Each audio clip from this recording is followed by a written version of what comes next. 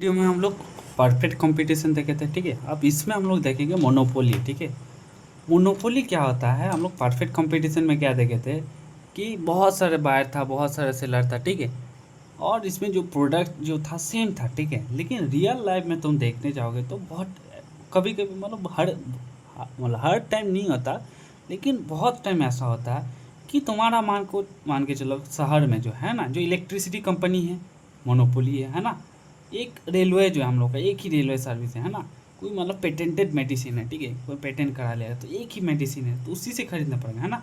जो water supply board होता है, ठीक है, ये सब मोनोपोली होता है। ठीक है, इम्परफेक्ट कंपटीशन हम लोग का रियल मार्केट में, रियल लाइफ में हम लोग का जो है इम्परफेक्ट कंपटीशन होता है। ठीक है, तो इम्परफेक्ट कंपटीशन क्या है, इसमें जो सेलर बहुत कम रहेगा, प्रोडक्ट डिफर रहेगा। ठीक है, बायर के पास हो सकता है कंप्लीट इन्फॉर्मेशन नहीं रहेगा। ठीक है, इसमें एंट्री करना बहुत मुश्किल हो सकता है। ठीक है, ट्रांसपोर्टेशन कॉस्ट लगता है। ठीक है, तो परफेक्ट कंपटीशन था, ठीक है, वो मतलब इन रियल लाइफ में वो सिचुएशन नहीं थी। ठीक है, रियल लाइफ में जो है तुम्हारा इम्परफेक्ट कंपटीशन ही देखा जाता है। ठीक है, तो इम्परफेक्ट कंपटीशन कैसे क्या क्या होता है, मोनोपोली होता है, मोनोपोलिस्टिक होता है और ऑलिगोपोली होता है। ठीक है, अब आता है आज हम लोग मोनोपोली को देखेंगे। ठीक है, मोनोपोली क्या है, मोनो मतलब वन और पॉली मतलब सेलर। ठीक है, तो अगर पूरा मार्केट में, ठीक है, एक ही अगर सेलर रहेगा, ठीक है, एक ही सेलर अगर पूरा मार्केट कंट्रोल कर रहा है तो उसको क्या बोलते हैं हम लोग, मोनोपोली। ठीक है, मोनोपोली क्यों एग्जिस्ट करता है, मोनोपोली क्यों एग्जिस्ट करता है, क्योंकि बहुत सा इंडस्ट्री होता है जिसमें तुमको उसमें घुसना डिफ़िकल्ट होता है ना। बहुत सा इंडस्ट्री होता है जो कि डिफ़िकल्ट टू एंटर। ठीक है, जैसे रेलवे में तुम नहीं चाह कर भी नहीं घुस सकता। ठीक है, इलेक्ट्रिसिटी होता है। ठीक है, उसका टेलीकॉम में, ठीक है, उसमें तुमको स्पेक्ट्रम अगर लेना होता है, ठीक है, तो कोई भी चाहकर इसमें नहीं घुस सकता। ठीक है, तो इसलिए मोनोपोली क्रिएट होता है। ठीक है, अब आते हैं फीचर्स देख लेते हैं मोनोपोली। ठीक है, सबसे पहले फीचर्स जो है मोनोपोली में जो है सिंगल सेलर रहेगा। ठीक है, एक ही सेलर रहेगा। ठीक है, एक कोई फार्म जो है पूरा इंडस्ट्री को कंट्रोल करेगा। ठीक है, उसके बाद नो क्लोज सब्सटीट्यूट। ठीक है, कंज्यूमर के पास जो है कोई गुड ऑल्टरनेटिव नहीं रहेगा। ठीक है, मतलब कोई क्लोज सब्सटीट्यूट नहीं रहेगा। ठीक है, तुम्हारे पास एक ही रेलवे एग्जिस्ट करता है लाइन। ठीक है, तुम चाह के भी नहीं चाह सकते कि तुम सोचोगे कि मैं इंडियन रेलवे में मुझे अच्छा नहीं लग रहा, मैं दूसरे रेलवे में जाऊँगा। ठीक है, ऐसा पॉसिबल है नहीं, है ना, कोई सब्सटीट्यूट तुम्हारे पास नहीं है। उसका वेरी लो क्रॉस इलास्टिसिटी। ठीक है, वेरी लो क्रॉस इलास्टिसिटी मतलब क्या है, इलास्टिसिटी क्या है, अगर प्राइस का तुम प्राइस बढ़ा दिया, ठीक है, अगर तुम कोई प्रोडक्ट है उसका प्राइस तुम बढ़ा दिए हो, तुम तो जल्दी आसानी से तुम दूसरे प्रोडक्ट में शिफ्ट हो जा रहे हो। ठीक है, तो अगर तुम आसानी से शिफ्ट हो जा रहे हो तो ये तुम्हारा इलास्टिक है। ठीक है, अगर तुम आसानी से शिफ्ट नहीं हो रहे हो तो वो इन इलास्टिक है। ठीक है, तो इसमें जो है क्रॉस इलास्टिसिटी जो है बहुत कम होता है। ठीक है, मान लो कोई एक प्रोडक्ट का डिमांड बढ़ गया, ठीक है, तो तुम दूसरा प्रोडक्ट में तुम मतलब आसानी से नहीं जा सकते। ठीक है, टी और कॉफ़ी मान के चलो, अगर कॉफ़ी का प्राइस बढ़ गया तो तुम टी में शिफ्ट हो जाता है ना, तो आसानी से चला जाता है। लेकिन मान लो कोई पेटेंटेड मेडिसिन है, ठीक है, तो तुम चाह के भी उसका अगर प्राइस बढ़ भी जाएगा तो तुम दूसरे में नहीं जा सकते हो। ठीक है, ये होता है वेरी लो क्रॉस इलास्टिसिटी। अब आते हैं उसके बाद और क्या आता है, बैरियर्स टू एंट्री। ठीक है, तो मोनोपोली जो मतलब मार्केट होता है, ठीक है, उसमें तो बैरियर होता है। ठीक है, कोई भी फार्म आसानी से नहीं एंटर कर सकते। ठीक है, क्या many there can be many reasons. ठीक है, जैसे लाइक ह्यूज इन्वेस्टमेंट, ठीक है, गवर्नमेंट रेस्ट्रिक्शन, पेटेंट्स हो सकते हैं, कुछ पेटेंट हो सकते हैं, कुछ कंट्रोल ठीक है, हो सकते हैं। मान लो जो खदान है, ठीक है, मान लो कोई कंपनी जो है मतलब मेडिसिन बना, ठीक है, अब वो मेडिसिन को बनाने में जो रॉ मटेरियल चाहिए, ठीक है, उसका रिसोर्स को यही कंट्रोल करता है। ठीक है, तो इसलिए तुम उस सेक्टर में घुस भी नहीं सकते हो। ठीक है, अब आता है प्राइस मेकर। ठीक है, प्राइस मेकर क्या है, परफेक्ट कंपटीशन में जो है फार्म जो है मार्केट प्राइस को एक्सेप्ट करता है। ठीक है, मार्केट में जो डिमांड और सप्लाई पे जो होता है वो एक्सेप्ट करता है। ठीक है, ठीक है, मोनोपोली मार्केट में जो है, मोनोपोली जो है प्राइस को इन्फ्लुएंस करता है। ठीक है, इसलिए इसको प्राइस मेकर भी बोलते हैं हम लोग। ठीक है, अब एक क्वेश्चन आ सकता है कि मोनोपोलिस्ट जो है क्या वो प्राइस और क्वांटिटी दोनों डिसाइड कर सकता है, नहीं कर सकता। क्यों, जो तुम्हारा जो क्वांटिटी जो है वो डिमांड कार पे डिपेंड करता है। ठीक है, तो अगर तुम प्राइस अगर तुम ज़्यादा बढ़ाओगे, ठीक है, प्राइस अगर बढ़ा दिए तो उसका क्वांटिटी डिमांडेड कम हो जाएगा, है ना। तो तुम चाह रहे हो कि मैं क्वांटिटी सेल जो है इंक्रीज करना चाहते हो, ठीक है, तो तुमको प्राइस कम करना ही पड़ेगा, ठीक है। और या तो तुम अगर प्राइस अगर बढ़ाओगे तो तुम्हारा क्वांटिटी जो सोल्ड हो रहा है, ठीक है, वो तुम्हारा कम होगा, ठीक है, इसलिए तुम दोनों को एक साथ कंट्रोल नहीं कर सकते, ठीक है। अब आता हम लोग रेवेन्यू कॉन्सेप्ट पे, ठीक है। तो रेवेन्यू कॉन्सेप्ट पे हम लोग 3 रेवेन्यू होता है, ठीक है, अभी ये हम लोग पहले भी पढ़ चुके हैं, ठीक है। टोटल रेवेन्यू मतलब टोटल जो क्वांटिटी तुम सेल की हो, ठीक है, इंटू जो प्राइस एक ऑफ द क्वांटिटी, ठीक है, price into quantity. Average revenue क्या है? Average revenue is equal to total revenue by total quantity, ठीक है, ये हो गया average revenue. Average revenue is equal to price होता है, ठीक है, क्यों क्या सा होता है? देखो टोटल रेवेन्यू क्या है? Total revenue is equal to total revenue क्या है? प्राइस इंटू क्वांटिटी, है ना। तो price into quantity by Q Q cut गया तो average revenue is equal to price होता है, ठीक है। अब आता हम लोग मार्जिनल रेवेन्यू। मार्जिनल रेवेन्यू क्या है? एक्स्ट्रा 1 यूनिट प्रोड्यूस करने से तुम एक्स्ट्रा 1 यूनिट अगर ऐड करने से प्रोड्यूस करने से तुम्हारा कितना एक्स्ट्रा रेवेन्यू आएगा, ठीक है। तो मार्जिनल रेवेन्यू होता है change in total revenue by change in quantity, ठीक है। तो D R by T Q, ठीक है। अब आता है ई आर और M R curve under monopoly, ठीक है। एवरेज रेवेन्यू और मार्जिनल रेवेन्यू कर्व कैसे होता है मोनोपोली में, ठीक है। जो एवरेज रेवेन्यू कर्व है ना वो हमेशा डाउनवर्ड स्लोप होता है। क्यों स्लोप उसका डाउनवर्ड होता है? मान के चलो तुम अगर प्राइस जो है जब 100 रुपये प्राइस था, ठीक है, तो लोग मान के चलो 10 यूनिट खरीदा, ठीक है, और अगर तुम उसका प्राइस 90 रुपये कम कर दिए, 90 कर दिए, तो अब लोग मान लो 20 यूनिट खरीद, ठीक है, आप और कम कर दिया 80 रुपया कर दिए, ठीक है, आप 30 यूनिट खरीद रहा है, ठीक है। तो मोनोपोलिस्ट मार्केट में भी तुम अगर प्राइस अगर बढ़ाओगे तो तुम्हारा डिमांड घटेगा, ठीक है, प्राइस अगर कम करोगे तो डिमांड बढ़ेगा, ठीक है। तो इसलिए अगर एक चीज़ को बढ़ाओगे तो उसका कम हो रहा है ना, इसलिए जो इसका जो कर्व जो है डाउनवर्ड स्लोप होता है, ठीक है। एवरेज रेवेन्यू कर्व जो होता है डाउनवर्ड स्लोप होता है, ठीक है। अब जो है मार्जिनल रेवेन्यू जो है एवरेज रेवेन्यू से नीचे क्यों रहता है, ठीक है, क्यों रहता है ये देखो समझते हैं हम लोग। मान के चलो तुम पहले जो है तुम 5 यूनिट 100 रुपये में बेच रहे थे, ठीक है, पहले तुम 100 रुपये में बेच रहे थे, ठीक है, पहले 5 यूनिट मान के चलो 100 रुपये में बेचे, ठीक है, तुम्हारा कितना रेवेन्यू हो गया? 5 इंटू 500, ठीक है। अब जो है तुम छठा यूनिट तुम बेचने जाओगे, ठीक है, तुमको प्राइस कम करना पड़ेगा। क्यों? क्योंकि तुमको क्वांटिटी अगर सेल डिमांड अगर बढ़ाना है, ठीक है, तो प्राइस तुमको कम करना पड़ेगा, है ना। तो तुम इसलिए मान के चलो तुम 90 रुपया प्राइस कर दिया, ठीक है। आप जब 6 यूनिट तुम बेचोगे तो 6 यूनिट जब बेचोगे तो सबका प्राइस इतना कम करना पड़ेगा। ऐसा तो है नहीं कि तुम पहला 5 इतने में बेचोगे, छठा इतने में बेचोगे, ठीक है, तो सबका कम कर दिए तो तुम जो है 5 तुम्हारा टोटल रेवेन्यू हो गया 540, ठीक है। तो तुम्हारा एक्स्ट्रा रेवेन्यू कितना आ गया? 40 रुपया, ठीक है। एक्स्ट्रा एक यूनिट ऐड करने से तुम्हारा एक्स्ट्रा रेवेन्यू कितना हुआ? 40 रुपया, ठीक है। तो इसलिए जो है तुम नेक्स्ट टाइम तुम जो है एक्स्ट्रा रेवेन्यू विल डिक्रीज मोर, ठीक है। तो अभी जो है एक्स्ट्रा रेवेन्यू तुम्हारा कितना है? 40 रुपया, ठीक है। और तुम्हारा एवरेज रेवेन्यू पहले कितना था? एवरेज रेवेन्यू कितना है तुम्हारा? 90 रुपया, ठीक है। तो इसलिए जो है मार्जिनल रेवेन्यू जो है हमेशा एवरेज रेवेन्यू से marginal revenue less than price होता है, ठीक है। मेरा प्राइस कितना था? 90 रुपया था, और हम लोग पहले अभी देखे कि price is equal to marginal revenue, है ना। तो इसलिए देखो मार्जिनल रेवेन्यू हमेशा प्राइस से कम हो रहा है ना। Marginal revenue less than price, marginal revenue less than average, ठीक है। तो मार्जिनल रेवेन्यू जो है twice as steep at average revenue, ठीक है। एवरेज रेवेन्यू का जितना स्टीप स्लोप होगा मार्जिनल रेवेन्यू उसका आधा स्लोप होगा, ठीक है। ये कैसा होता है इसको भी हम लोग प्रूव करके दिखाते हैं, ठीक है।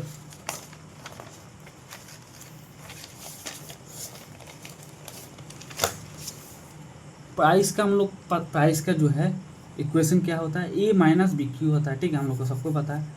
टोटल रेवेन्यू क्या होता है हम लोग का? टोटल रेवेन्यू क्या होता है? प्राइस इंटू टोटल क्वांटिटी, है ना। तो पी इंटू क्यू कर देंगे तो प्राइस के साथ अगर क्यू ऐड करेंगे तो टोटल रेवेन्यू आएगा, है ना। तो total revenue is equal to A into Q minus B into Q, सबके साथ क्यू मल्टीप्लाई करते तो A Q minus B Q square, ठीक है। तो टोटल रेवेन्यू क्या हो गया हम लोग का? A Q minus B Q square, ठीक है। हम लोग का एवरेज रेवेन्यू क्या होता है? Total revenue by total quantity, है ना। तो A Q minus B Q square by Q किए तो हम लोग का आया ए माइनस बी क्यू, ठीक है। इसका स्लोप देखो माइनस बी है, ठीक है, और as equal to M X plus C करेंगे तो इसका स्लोप जो है माइनस बी है, ठीक। अब मार्जिनल रेवेन्यू क्या होता है, derivate D R by D Q, ठीक है। अब D D D D D Q of A Q minus B Q उसका करेंगे तो A minus two B Q आ रहा है, ठीक है। इसका स्लोप जो है माइनस टू बी है ना। तो अभी तो हम लोग क्या पढ़े थे कि मार्जिनल रेवेन्यू का जो स्लोप होगा ट्वाइस होगा, ठीक है। तो ये देखो हम लोग देख लिए, इसका अगर माइनस बी है तो उसका आधा होगा मार्जिनल रेवेन्यू का स्लोप, ठीक है। तो ये हम लोग का हमेशा याद रखना है। अब आता हम लोग equilibrium in short run curve for monopoly, ठीक है।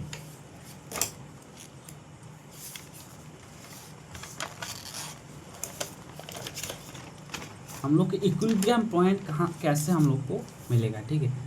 तो सबसे पहले हम लोग बनाएंगे एवरेज रेवेन्यू कर्व बनाएंगे, ठीक है। एवरेज रेवेन्यू कर्व ऊपर होता है, ठीक है। उसके बाद मार्जिनल रेवेन्यू कर्व जो है उसका जो स्लोप होगा एवरेज रेवेन्यू का आधा होगा, ठीक है। अगर इसका इतना हो रहा है इसका आधा होगा, तो मार्जिनल रेवेन्यू कर्व बना लिया, ठीक है। तो मार्जिनल कॉस्ट जो कर्व होगा हमेशा इस टाइप का है ना, और एवरेज रेवेन्यू कर्व भी इस टाइप बना लिया, ठीक है। तो हम लोग कितना क्वांटिटी प्रोड्यूस करेंगे, ठीक है, वो हम लोग पहले ही देख चुके हैं कैसे हम लोग का डिसाइड होता है। जब जहाँ marginal revenue is equal to marginal cost होता है, उससे उस पॉइंट पे हम लोग का जो ऑप्टिमम क्वांटिटी है वो डिसाइड होता है, ठीक है। ये वाला पॉइंट हो गया हम लोग का ऑप्टिमम क्वांटिटी, ठीक है। अब ऑप्टिमम क्वांटिटी जो है हम लोग डिसाइड कर लिए, ठीक है। इसको हम लोग बढ़ाते रहेंगे, ठीक है। तो ये जिस पॉइंट पे एवरेज रेवेन्यू जो कर्व है ना, सॉरी एवरेज कॉस्ट जो कर्व है ना, एवरेज कॉस्ट, ठीक है। इस पॉइंट जहाँ ये वाला पॉइंट, इस लाइन को हम लोग बढ़ाते रहेंगे, तो जिस पॉइंट पे एवरेज कॉस्ट को टच करेगा, ठीक है, वो हो जाता है हम लोग का कॉस्ट, ठीक है। इसको और बढ़ाते रहेंगे तो जिस पॉइंट पे वो एवरेज रेवेन्यू को टच करेगा, ठीक है, वो हो गया हम लोग का प्राइस, ठीक है, ठीक है। अब जो है ये हो गया प्राइस और ये हो गया कॉस्ट, ठीक है। और हम लोग का ऑप्टिमम क्वांटिटी हम लोग इधर से निकाल लिए, ठीक है। समझ गए हम लोग। तो इक्विलिब्रियम हम लोग कैसे निकालेंगे मोनोपोली कर्व में, ठीक है।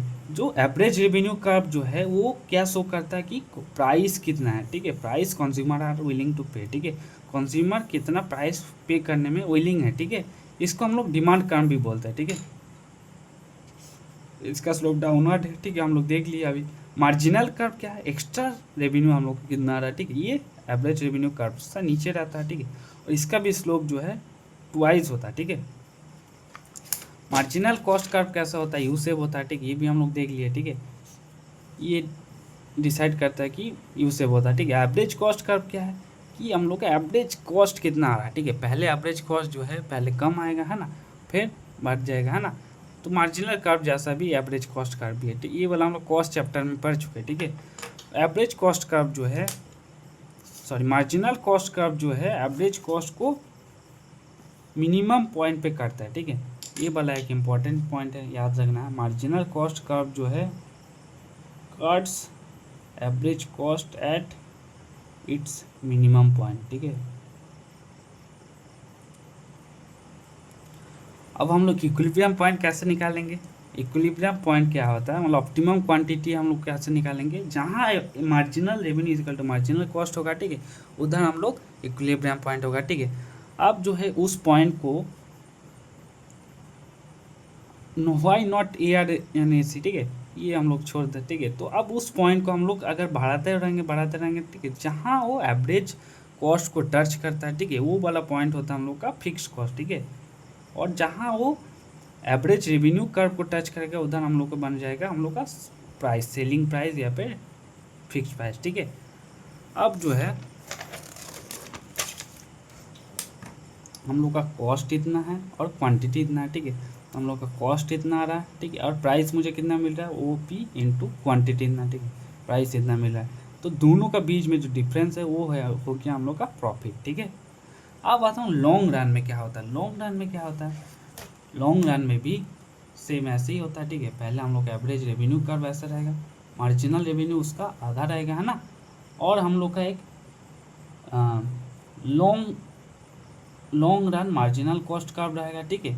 और एक long run average cost curve रहेगा, ठीक है। और एक short run average cost curve भी रहेगा, ठीक है। और एक शॉर्ट रन मार्जिनल कॉस्ट भी रहेगा, ठीक है। ये कहाँ टच करता है, तो मार्जिनल रेवेन्यू जहाँ पे लॉन्ग रन मार्जिनल कॉस्ट को टच किया, ठीक है, जहाँ टच किया वो हम लोग का ऑप्टिमम क्वांटिटी हो गया, ठीक है। इसको हम लोग बढ़ाते रहेंगे, जहाँ वो लॉन्ग रन एवरेज कॉस्ट को टच किया उधर हम लोग का कॉस्ट निकल गया, ठीक है। इसको बढ़ाते रहेंगे, जहाँ एवरेज रेवेन्यू कर्व को टच किया उधर हम लोग का प्राइस निकल गया, ठीक है। तो जिस पॉइंट पे लॉन्ग रन मार्जिनल कॉस्ट को टच करेगा ना, तो उस पॉइंट पे शॉर्ट रन मार्जिनल कॉस्ट भी उसको टच करता है, ठीक है। ये भी इम्पोर्टेंट है, याद रखना। और जहाँ पे ये लॉन्ग रन एवरेज कॉस्ट को टच किया उधर शॉर्ट रन एवरेज कॉस्ट का भी टच होता है, ठीक है। तो लॉन्ग रन में क्या है, लॉन्ग रन में जो है हम लोग पहले पढ़ चुके, परफेक्ट कंपटीशन में जो है सुपर नॉर्मल प्रॉफिट हम लोग का नहीं रहता है, सिर्फ नॉर्मल प्रॉफिट रहता है, ठीक है। लेकिन मोनोपोली में क्या है,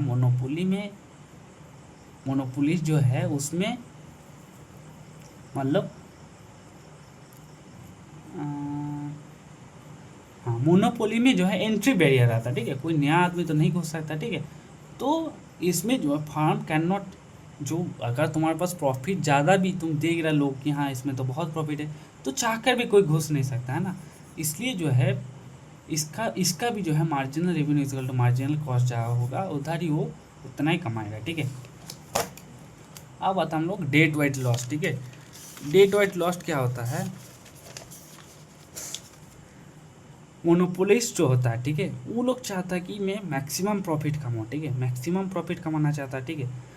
तो अब जो है इसलिए जो है वो अगर कम प्राइस तो मतलब वो produce less changes higher price, ठीक है, चार्जेस हायर प्राइस, ठीक है। मान के चलो वो 30 रुपया में 100 मैंगो बेच सकता था, ठीक है, लेकिन वो जानबूझकर कम प्रोड्यूस कर रहा है, ठीक है। आप 70 मैंगो ही बेचेगा लेकिन 50 रुपये में, ठीक है। तो इसका हम लोग समझते हैं डेट वाइज लॉस को। डेट वाइज लॉस जो है हम लोग का जो एवरेज रेवेन्यू कर्व है, मार्जिनल रेवेन्यू कर्व है, ठीक है, मार्जिनल कॉस्ट है और एवरेज कॉस्ट है, ठीक है। अब जो है मार्जिनल कॉस्ट जो है, तो डेट वेट लॉस जो है ऐसा मतलब कंडीशंस है, ठीक है। तो मतलब जो मोनोपोलिस्ट जो होता है, ठीक है, वो लोग चाहता है कि मैं मैक्सिमम प्रॉफिट कमाऊँ, ठीक है। तो इसलिए वो लोग मतलब ज़्यादा यूनिट एट कम प्राइस में बेचने की जगह वो लोग कम प्रोड्यूस करता है, ठीक है, और हायर प्राइस चार्ज करता है, ठीक है। मान लो उसका कैपेसिटी है मान लो 100 मैंगो बनाने का, ठीक है, मान के चलो। अब 100 मैंगो 30 में बेच सकता है, ठीक है, लेकिन वो बेचेगा नहीं, वो 50 मान लो 70 ही मैंगो बना रहा है और 50 रुपये में बेच रहा है, ठीक है। तो बहुत लोग हैं जो 31 रुपये में ख़रीदने वाला, 35 रुपये में ख़रीदने वाला, 40 रुपये देने वाला है ना, 45 रुपये देने वाला है, ठीक है। तो बाकी जो 30 मैंगो है, ठीक है, वो इतने में बेच सकता है ना, 31 में 35 में, लेकिन वो बेच नहीं रहा, ठीक है। तो ये जो है लॉस हो जा रहा है, प्रोड्यूसर को भी नहीं मिल रहा और जो कंज्यूमर है उसको भी, प्रोड्यूसर का भी लॉस है, कंज्यूमर का भी लॉस है, ठीक है। तो सेलर उसको बेच सकता था, ठीक है, बायर है लेकिन फिर भी जो है ट्रेड नहीं हो रहा, ठीक है। तो ये जो लॉस्ट बेनिफिट है, ठीक है, इसको क्या बोलते हैं हम लोग, डेट वेट लॉस बोलते हैं, ठीक है। तो it is the loss of total welfare, ठीक है, कितना मेरा टोटल वेलफेयर लॉस हो रहा है due to because of some beneficial traded does not offer, ठीक है। क्यों नहीं हो रहा, क्योंकि इसमें जो है कंज्यूमर को भी नहीं मिल रहा है और प्रोड्यूसर को भी नहीं मिल रहा, ठीक है, सिंपली मैनिज हो जा रहा है। तो हम लोग की ये एवरेज रेवेन्यू कर्व है, मार्जिनल रेवेन्यू कर्व है, ठीक है। तो उसका कैपेसिटी कहाँ तक है, मार्जिनल रेवेन्यू जो है is equal to average revenue जब तक है, मार्जिनल रेवेन्यू जहाँ is equal to average revenue जहाँ इधर तक वो प्रोड्यूस कर सकता है, ठीक है, लेकिन वो प्रोड्यूस कहाँ तक कर रहा है, marginal revenue is equal to marginal cost जहाँ तक है उधर तक ही प्रोड्यूस कर रहा है, ठीक है। तो इसके वजह से जो है ये वाला जो है इतना अमाउंट और इतना अमाउंट जो है बच जा रहा है, ठीक है। ये है गया प्रोड्यूसर सरप्लस और ये हो गया कंज्यूमर सरप्लस, ठीक है। ये हम लोग का डिमांड कर्व मान के चलो, ठीक है, ये डिमांड कर्व है और ये मान के चलो तुम सप्लाई कर्व, ठीक है।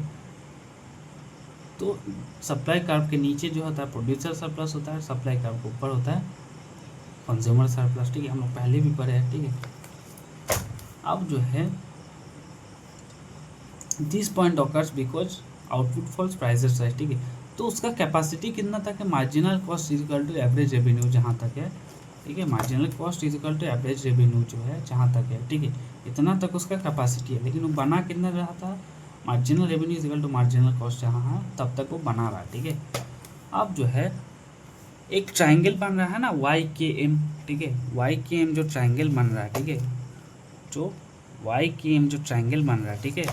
तो इसमें जो है every unit cost had been traded, ठीक है। इसमें जो है बायर का willingness to pay greater than cost of production है, ठीक है। बायर कितना देना चाहता है वो ग्रेटर देन, मान लो इसमें उसका कॉस्ट आ रहा है मान लो 25 रुपये, ठीक है। इसमें वो 31 रुपये देना चाह रहा है, 35 देना चाह रहा है, ठीक है। लेकिन वो बोला कि नहीं हम 50 के नीचे देंगे नहीं, ठीक है। तो इसलिए ट्रेड नहीं हो पा रहा, ठीक है। ये जो है प्रोड्यूसर सरप्लस लॉस है, ठीक है। तो ये हो गया हम लोग का डेट वेट लॉस, ठीक है। डेट वेट लॉस हम लोग समझ गए। अब होता हम लोग प्राइस डिस्क्रिमिनेशन, ठीक है। प्राइस डिस्क्रिमिनेशन क्या है, हम लोग सेम प्रोडक्ट को अगर डिफरेंट कंज्यूमर को डिफरेंट प्राइस में बेचेंगे, ठीक है, तो वो होता है प्राइस डिस्क्रिमिनेशन, ठीक है। मान लो जैसे कोई रेलवे का कंसेशन होता है, स्टूडेंट के लिए एक प्राइस है, ठीक है, बाकी लोगों के लिए अलग प्राइस है, ठीक है। रेलवे का टिकट डिस्काउंट, ठीक है, एयरलाइन टिकट्स, ठीक है। तो इसमें जो है सेलर मस्ट कंट्रोल प्राइस, ठीक है। प्राइस डिस्क्रिमिनेशन क्या है, हम लोग जो है सेम प्रोडक्ट को डिफरेंट कस्टमर को डिफरेंट प्राइस में बेच रहे हैं, ठीक है। इसमें जो है 3 कंडीशंस है, ठीक है। पहला जो है सेलर मस्ट कंट्रोल प्राइस, ठीक है। जो सेलर है वो प्राइस को कंट्रोल करेगा, ठीक है। इसके बाद जो है मार्केट मस्ट बी सेपरेट, ठीक है। जो स्टूडेंट्स के अलग मार्केट है, एडल्ट्स का अलग मार्केट है ना, सीनियर सिटीजन का अलग मार्केट है। अब categorization of market based on price elasticity, ठीक है। तुम्हारा जो है तुम्हारा प्राइस इलास्टिसिटी कितना है उसके बेसिस पे हम लोग मार्केट का कैटेगराइजेशन करते हैं, मोनोपोली जो है, ठीक है। मान के चलो जो इकोनॉमिक क्लास वाला होता है, ठीक है। तो मान के चलो मैं जो स्टूडेंट है, ठीक है, एक स्टूडेंट है, उसको मुझे मान के चलो घर जाना है, ठीक है।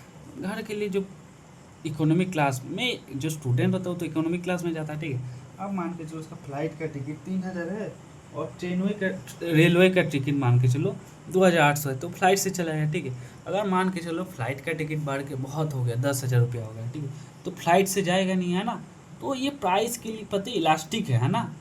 अब जो बिजनेस क्लास वाला होता है, ठीक है, उसके लिए प्राइस मैटर नहीं करता, उसको जल्दी पहुंचना है, ठीक है। उसको 10,000 लो 20,000 लो उससे मतलब नहीं है, वो बुक कर लेगा, ठीक है। तो वो थोड़ा लेस इलास्टिक होता है, ठीक है।